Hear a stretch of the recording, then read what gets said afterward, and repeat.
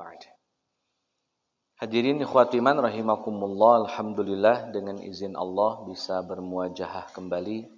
Mudah-mudahan aktivitas kita senantiasa dilancarkan, diberkahi, dirahmati Allah Azza wa Jalla.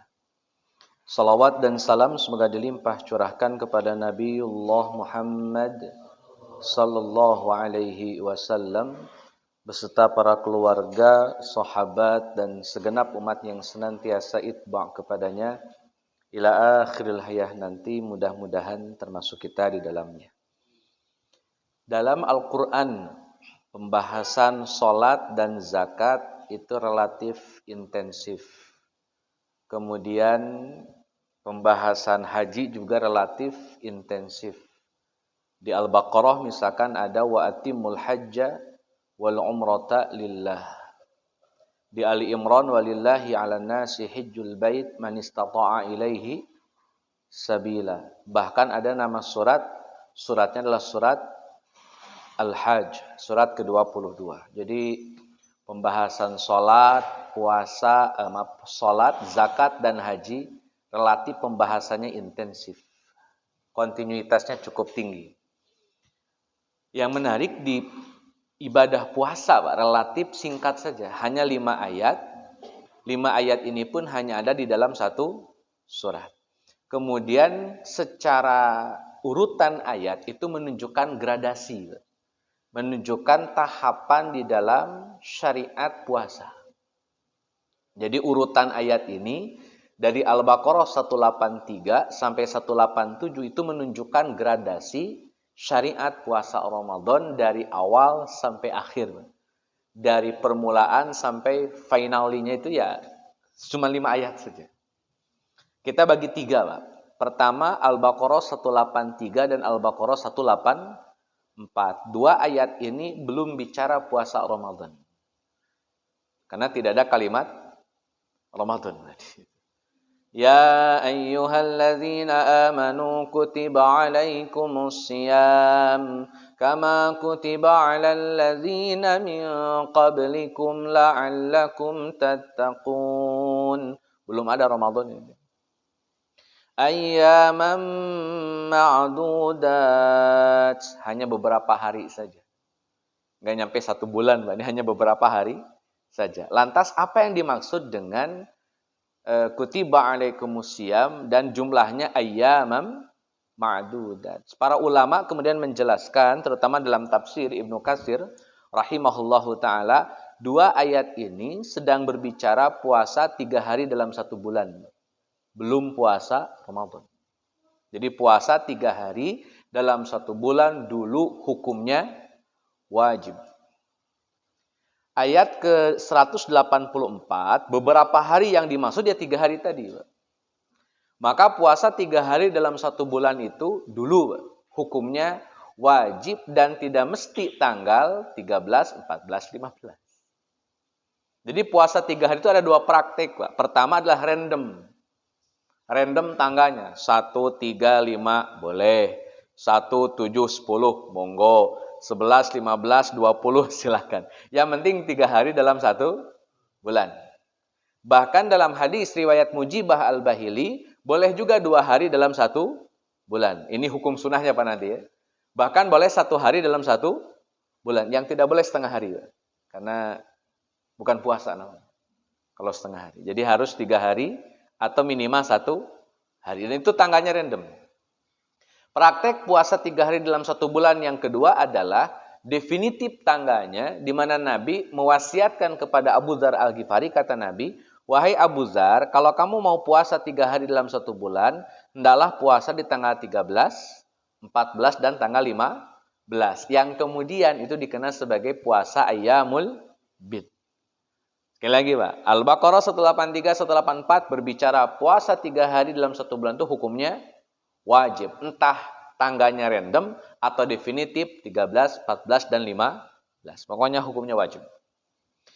184 Pak, itu fikih ketika puasa 3 hari dalam 1 bulan Pak. Pertama, yang sedang sakit dan sedang safar boleh untuk tidak, bahkan dianjurkan tidak puasa.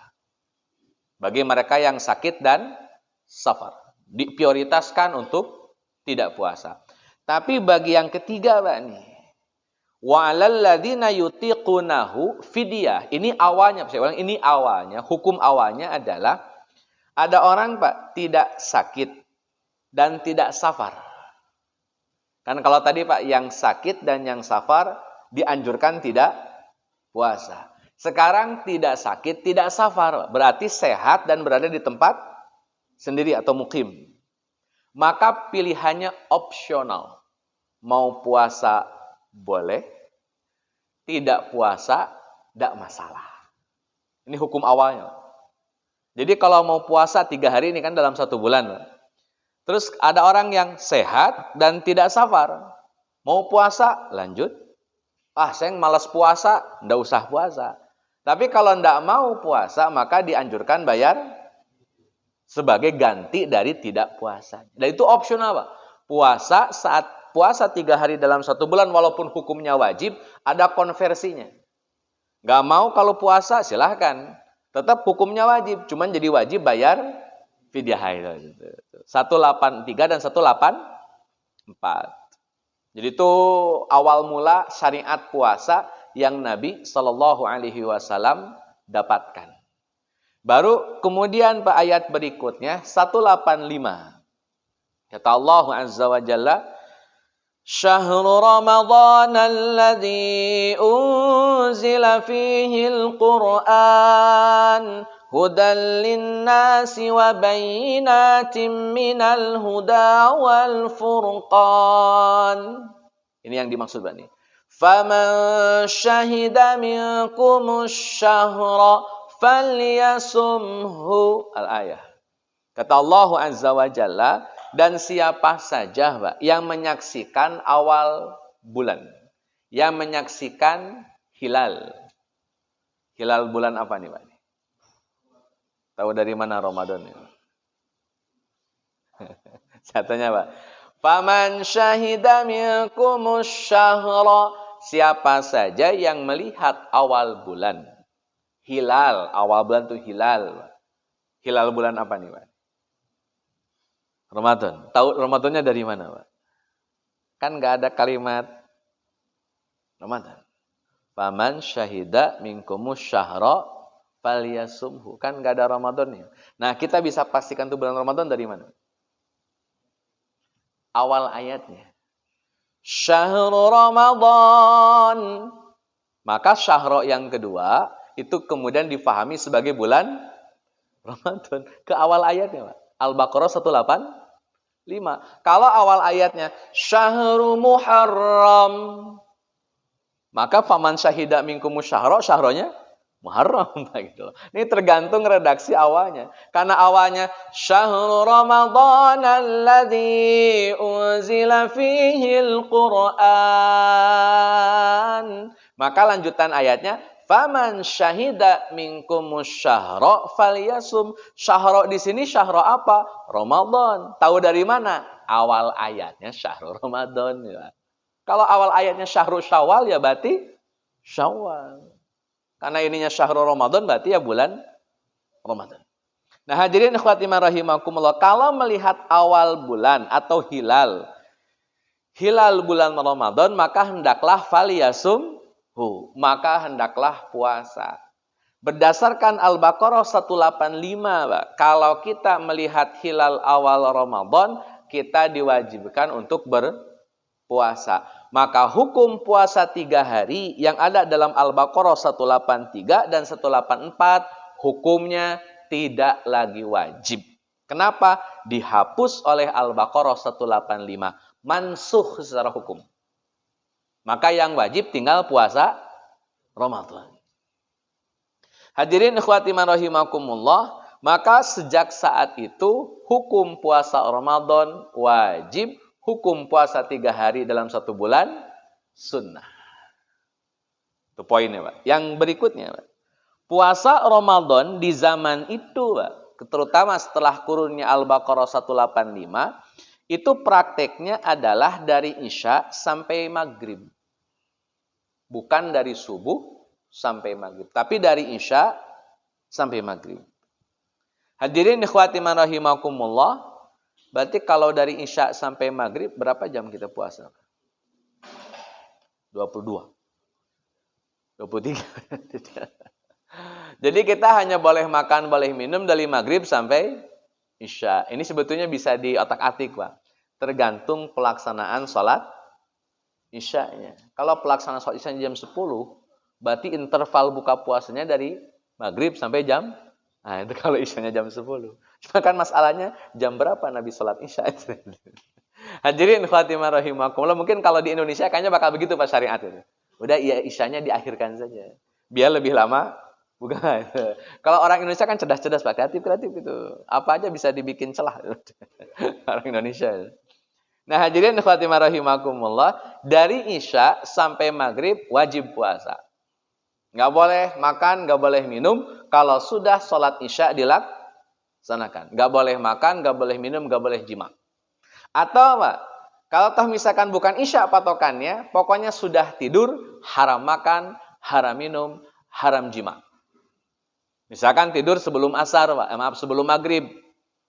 Bangun-bangun sebelum Isya misalkan, tapi sudah lewat Maghribnya, Pak.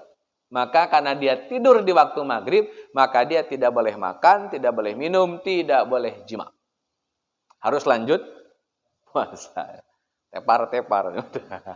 Nah, hadirin khatimah rahimakumullah, kebayang Pak ya, kalau sholat Isyanya kayak kita nih, 7:30, jadi dari 7:30 ke 7:30, Pak.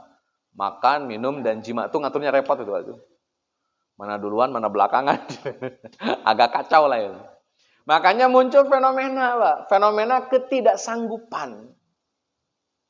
Jadi kadang-kadang umat nggak sanggup itu penting Pak dalam syariat.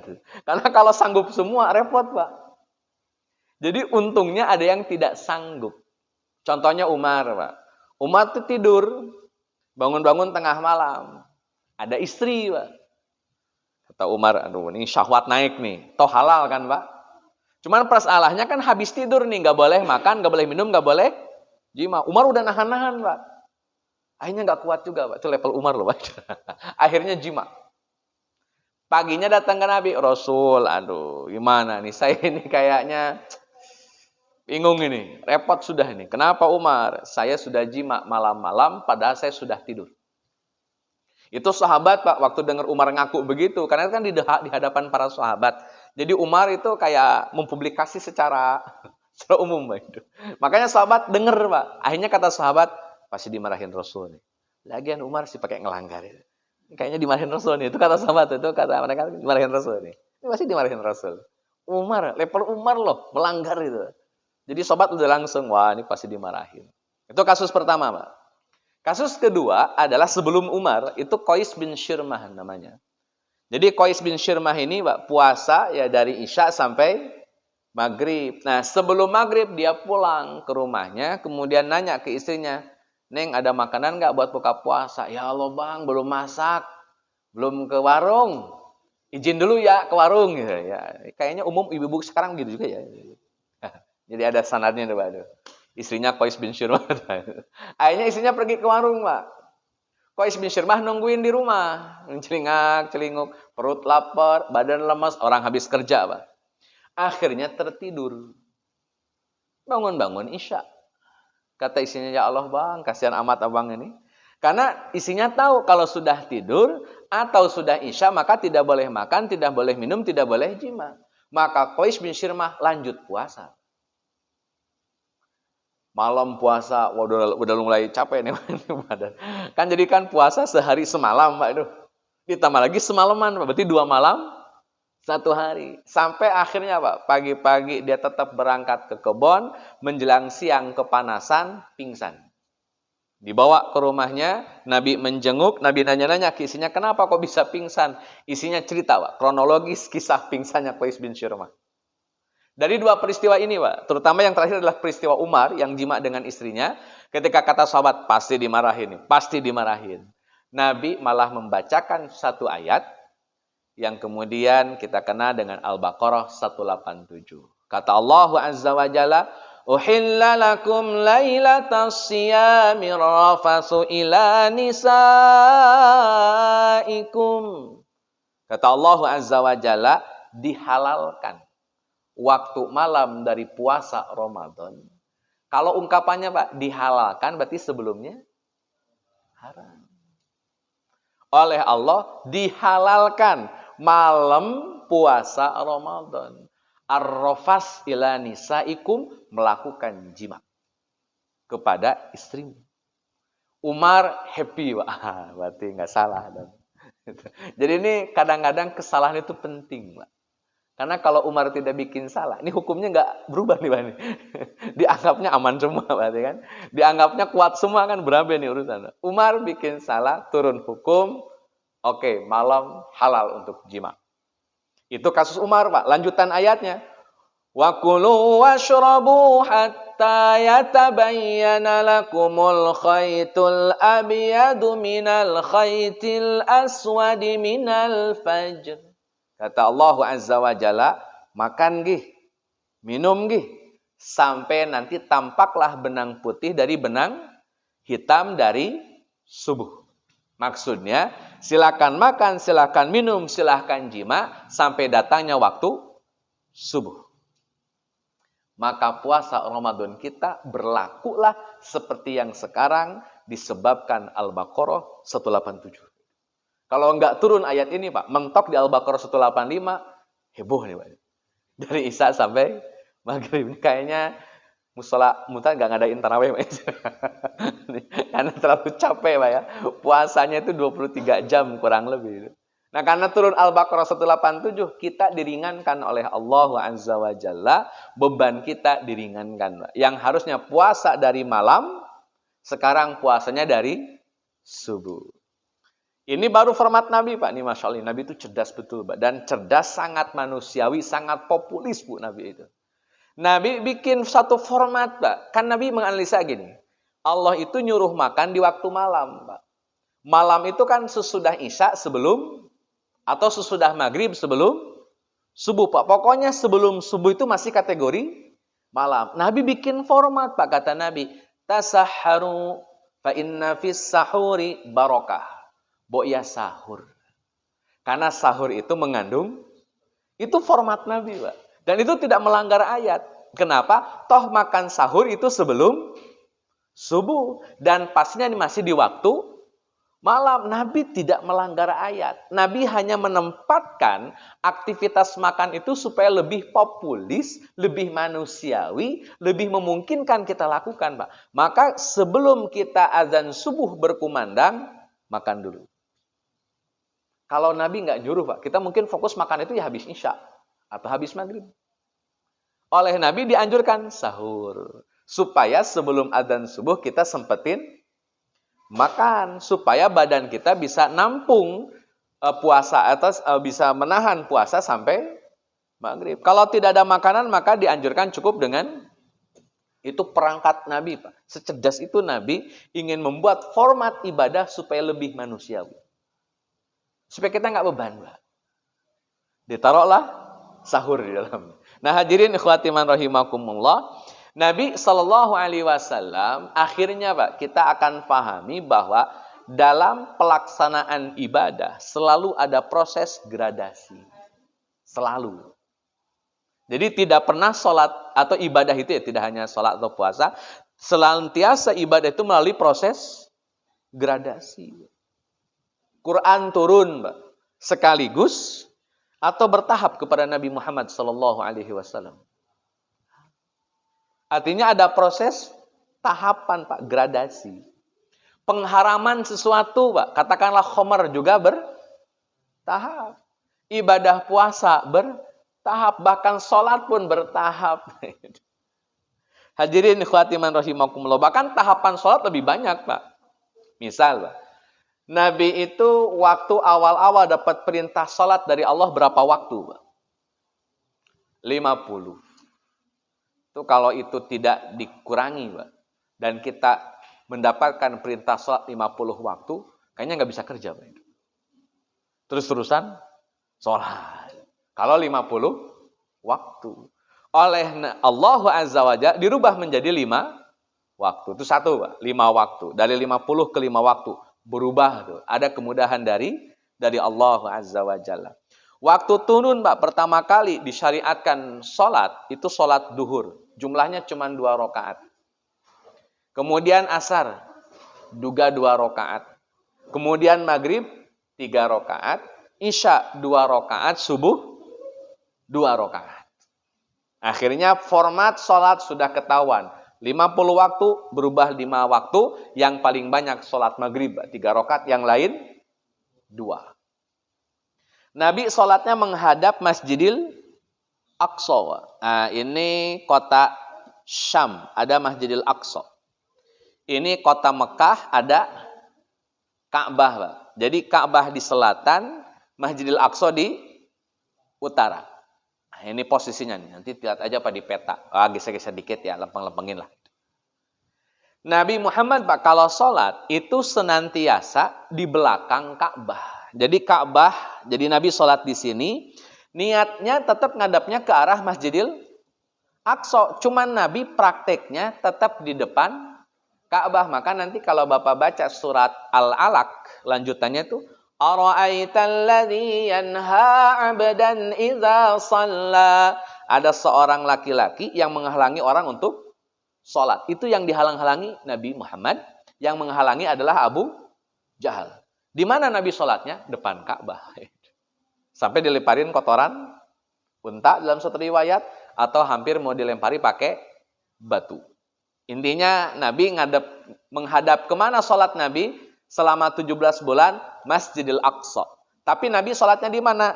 Belakang Ka'bah. Jadi Nabi urutannya, Pak, ke Ka'bah dulu, baru ke Masjidil Aqsa. Dan itu nyaman-nyaman saja, Pak. Nabi enjoy saja. Kemudian Nabi hijrah, Pak, ke kota Madinah. Nah, saat hijrah Nabi SAW, kan Madinah itu di sini, Pak. Antara Syam dengan Mekah, itu Madinah di tengah-tengahnya. Kalau Nabi ada di Madinah, Pak, otomatis posisi Nabi kalau masih ngadap ke Masjidil Aqsa berarti membelakangi Ka'bah. Dan Nabi nggak nyaman, Pak. Kok ibadah saya jadi belakangin Ka'bah? Nggak ngadap ke Ka'bah lagi, Pak, tapi membelakangi Ka'bah. Akhirnya Nabi sering menengadah ke langit, ya Allah, tolong dong, pindah. Jangan sampai ngebelakangi Ka'bah. Mendingan belakangi Aqsa daripada membelakangi Ka'bah. Kenapa? Kayaknya ada rasa beda, Pak. Ini kan urusan hati. Kayaknya kurang pol kalau ke Aqsa itu. Tapi kalau ke Ka'bah tuh lebih enak, lebih enjoy, lebih nyaman gitu. Dan tentunya lebih sesuai dengan milahnya Nabi Ibrahim alaihi salam. Akhirnya oleh Allah, Pak, dirubah. Fawalli wajhaka syatrul masjidil haram. Maka hadapkan wajahmu wahai Muhammad ke Masjidil Haram. Posisi Nabi sedang sholat, Pak. Ngadapnya ke Masjidil Aqsa. Turun ayat, diputar oleh Nabi SAW. Yang tadinya ngadap Masjidil Aqsa, sekarang menghadap Masjid Adil Haram. Menghadap ke Masjidil Haram. Kelak tempat sholat Nabi di situ dikenal dengan Masjid Qiblatain.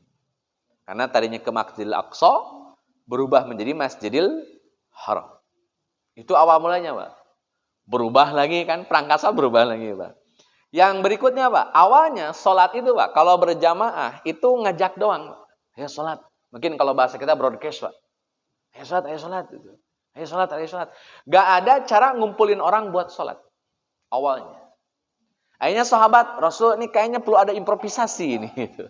Kayaknya kalau kita ngajak, ayo dong sholat, kayaknya kurang gimana gitu. Gimana kalau kita niup trompet? Nah, ketika kita niup trompet, orang-orang datang ke sumber suara, kita sholat berjamaah. Kata Nabi, jangan tasyabbuh sama orang-orang Yahudi. Atau kita bikin lonceng. Kata Nabi, enggak, itu termasuk tasyabbuh kepada Nasrani. Atau bakar api. Bakar supaya jadi api besar. Ah, jangan, itu orang-orang Majusi. Satu orang sahabat datang. Rasul, saya mimpi tadi malam. Ada orang mengajari saya beberapa lafaz. Dan itulah yang kemudian disebutkan sebagai cara mengajak orang untuk sholat. Turunlah syariat azan. Allahu Akbar, Allahu Akbar, Allahu Akbar, Allahu Akbar. Sampai la ilaha. Setelah sahabat ini cerita, Pak, Umar bin Khattab cerita juga. Wahai Rasul, saya juga mendapatkan mimpi yang sama.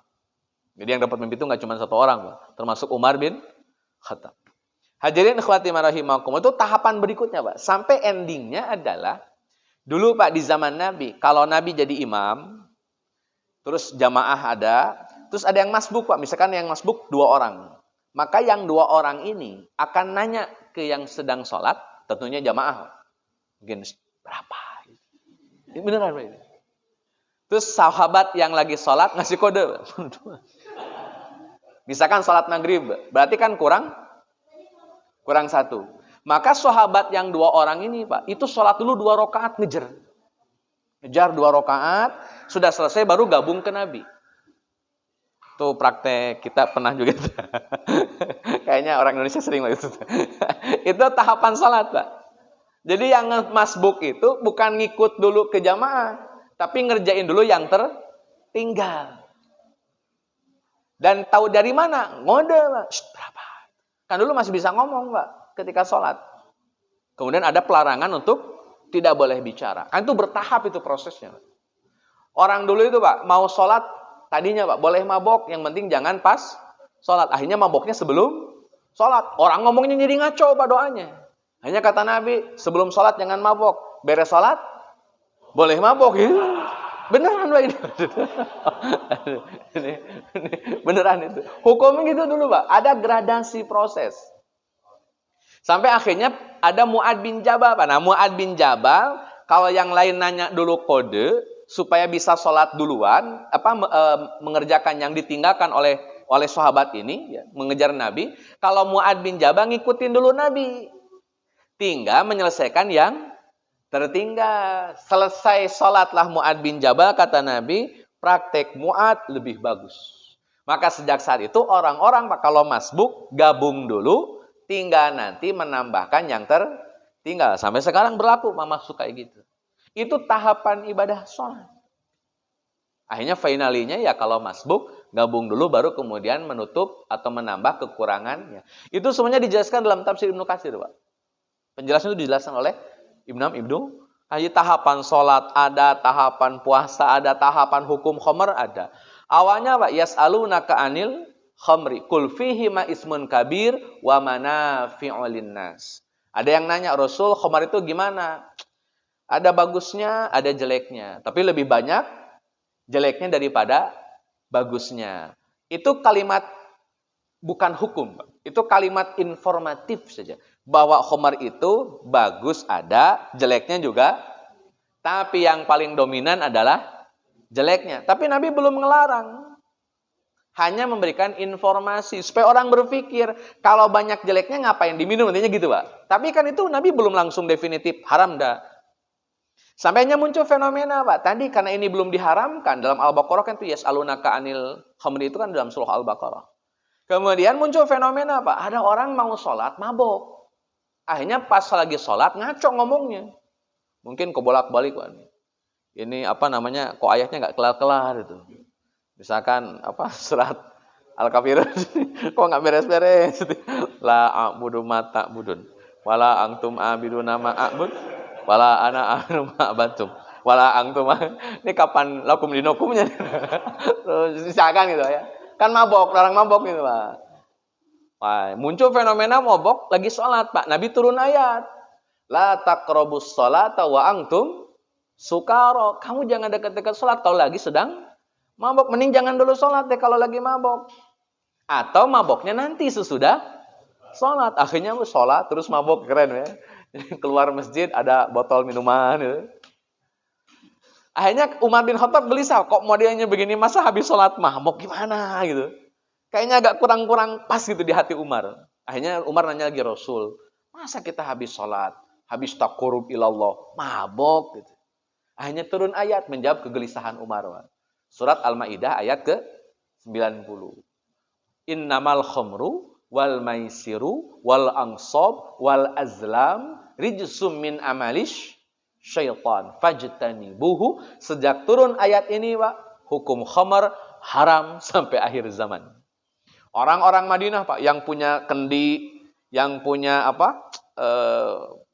tempat minum lah ya, jerigen atau apalah namanya itu, yang isinya khamr itu ditumpahkan semua sampai kota Madinah itu hampir tergenang gitu Pak. Gara-gara saking banyaknya khamr. Nah, hadirin ikhwatimah rahimakumullah, Islam memberikan sebuah proses, Pak. Dalam berubah pun sama. Berubahnya orang, Pak. Nggak langsung ujuk-ujuk harus soleh. Ini ada cerita, Pak, tentang metode dakwah. Ada mu'allaf. Mu'allaf ini nggak tahu hukum awalnya. Pokoknya masuk Islam saja.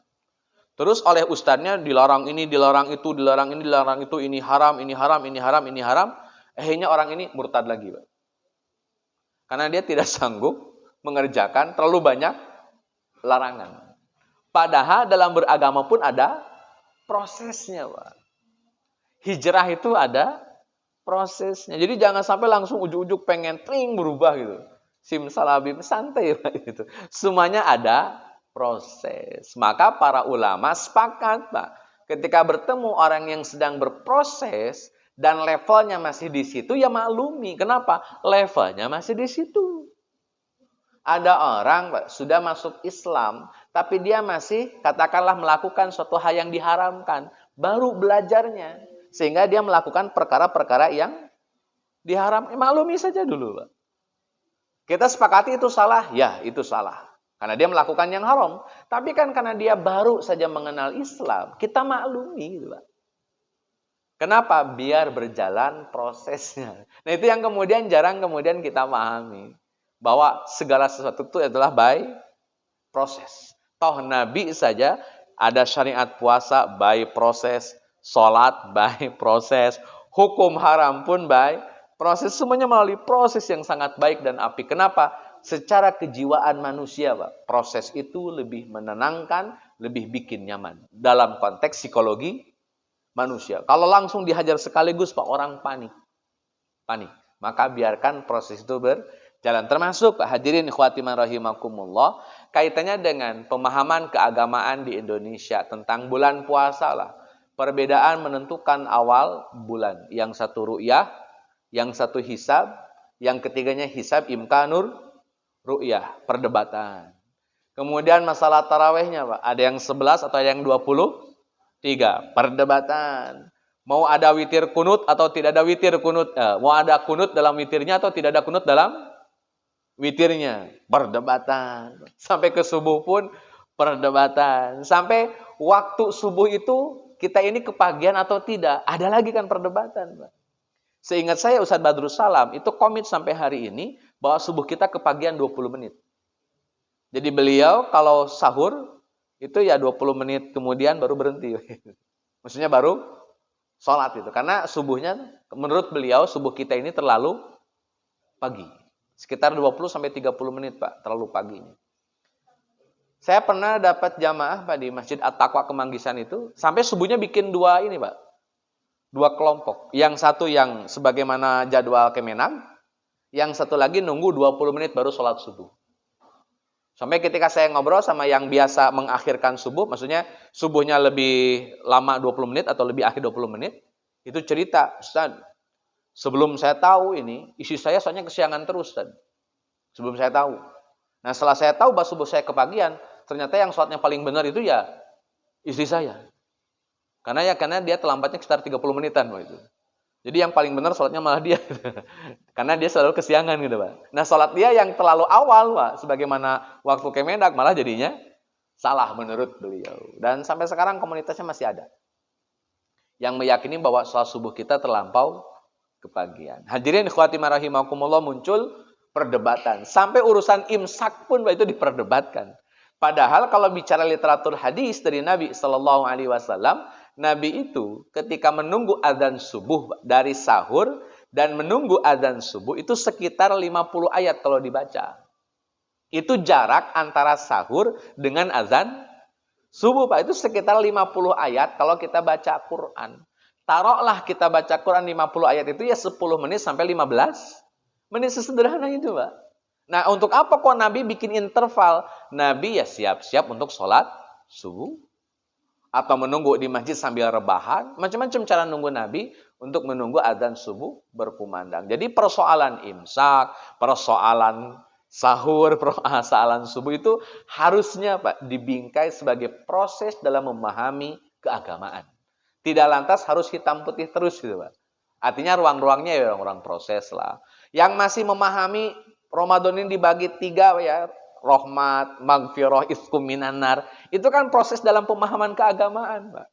Zaman dulu tingkat memvalidasi hadis sahih atau dhaif itu belum begitu ketat, Pak.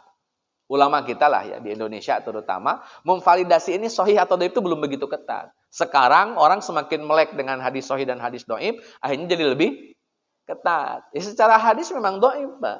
Tapi kan ini kan proses pemahaman keagamaan yang masyarakat kita miliki. Jadi ya harusnya dibikin santai saja gitu, nggak asus gerasak gerusuk kemudian akhirnya malah menimbulkan kontraproduktif gitu, Pak. Hadirin ikhwatimah rahimakumullah, maka poinnya bagi kita semua sebagai umat muslim hari ini adalah bagaimana agar Ramadan kita ini betul-betul menghasilkan value-nya, nilainya. Nanti pertanyaannya, apa value dan nilai dari puasa Ramadan yang akan kita laksanakan nanti? Yang pasti, Pak, adalah self-control. Kenapa? Karena Ramadan atau puasa membentuk pribadi yang mampu mengendalikan diri.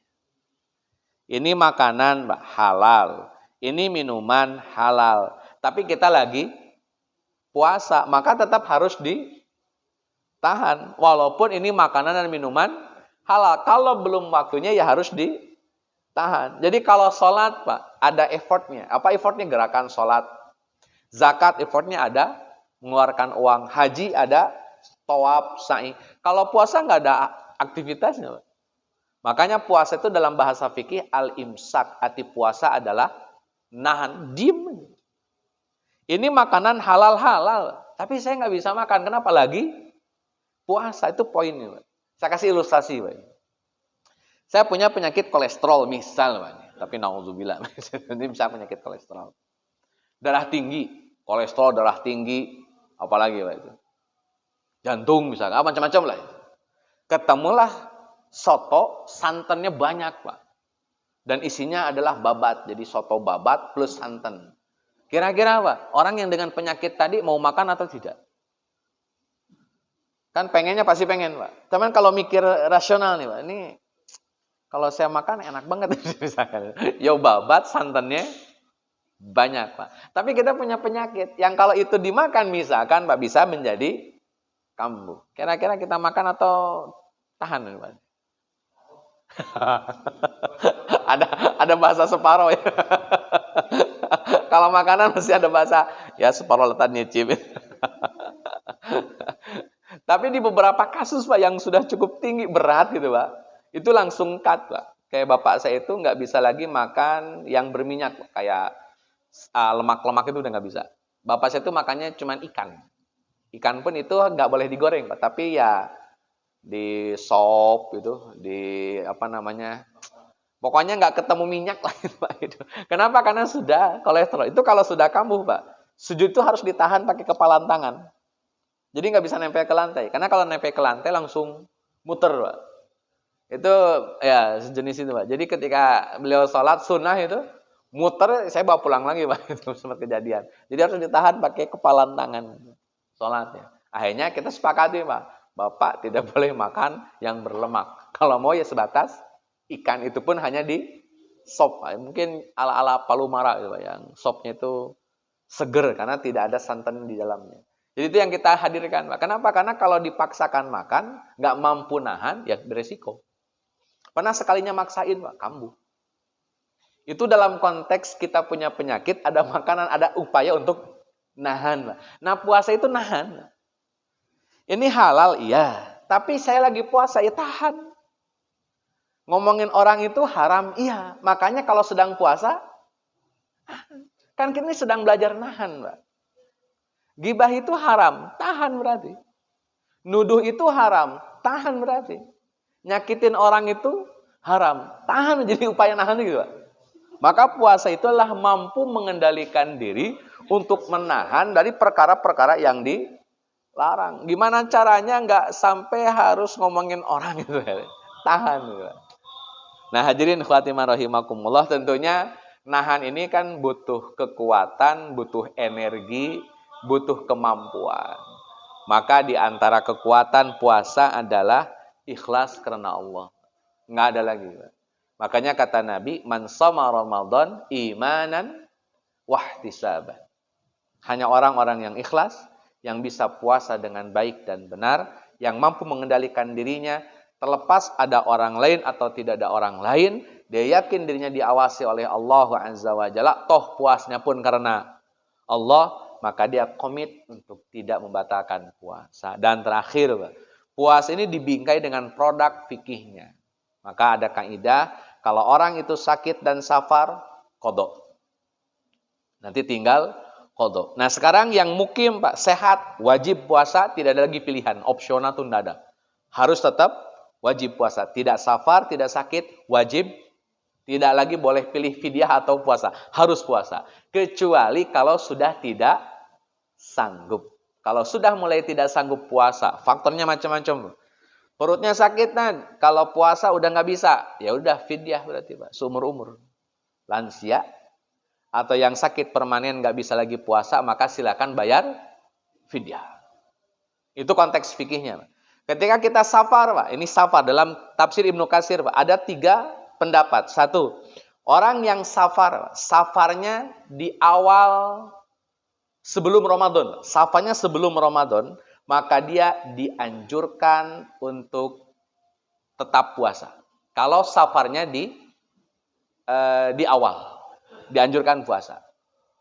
Yang kedua, Pak, kalau dia safarnya di pertengahan Ramadan, kebalik Pak. Kalau di awal puasa dianjurkan buka puasa, kalau di pertengahan Ramadan dia safar, dianjurkan puasa. Walaupun ada opsional boleh atau tidak, tapi lebih dianjurkan untuk puasa. Dan yang ketiga, betul-betul harus tidak puasa. Itu 3 pendapat dalam konteks pembahasan Al-Imam Ibnu Katsir. Kalau saya ulangi lagi Pak, saya koreksi. Kalau dari sebelum puasa dianjurkan sekali tidak puasa, kalau safar. Kalau kemudian pertengahan puasa dianjurkan tidak puasa, walaupun opsional. Tapi kalau kemudian tidak terikat oleh itu semua, pada dasarnya dia boleh pilih puasa atau boleh tidak puasa. Wallahu a'lam bishawab. Itu perangkat fikihnya. Termasuk sholatnya, boleh jamak, tidak jamak, boleh qashar, tidak qashar. Kalau qashar itu harus safar, kalau jamak tidak mesti safar. Karena orang mukim juga boleh dijamak sholatnya. Karena jamak lebih relatif fleksibel, Pak. Karena urusan jamak itu kaitannya dengan kesibukan. Kalau qashar urusannya dengan safar, perjalanan. Wallahu a'lam bishawab. Salah satu yang bisa disampaikan. Mudah-mudahan sekali lagi Ramadan kita memiliki nilai value yang baik dan menjadi Ramadan paling berkualitas dalam kehidupan kita dibanding Ramadan sebelumnya. Sekian, Assalamualaikum warahmatullahi wabarakatuh.